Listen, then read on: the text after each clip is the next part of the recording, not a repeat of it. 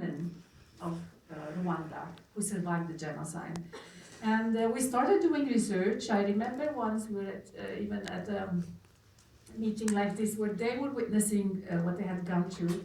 And their stories were so amazingly similar to what I had heard and read about the Armenian genocide that I was, for a second puzzled, but why haven't our women, been talking about this? Is there anything about the women, about their witness, about how especially sexual violence was an inseparable part of the genocide?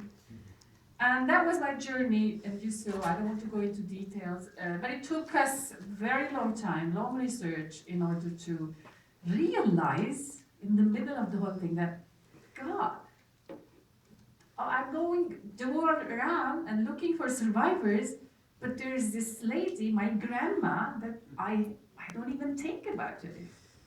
She doesn't exist for me. And that was a revelation, of course, because of what she had gone through and how the family decided not to talk about it, because probably they thought that was the best way. And later on, my interviews, meeting people, other families with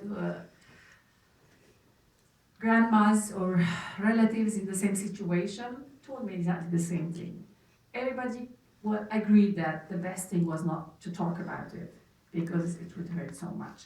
But the question is, how could you not talk about it, especially with those ladies who were tattooed? I mean, the crime was on their face and on their hands, and you could see them every day. And when you go back, and people say, yes, there were lots of tattooed women. And I even know that the tattooed women in Fresno were so many that they were called the Blue Lips back then.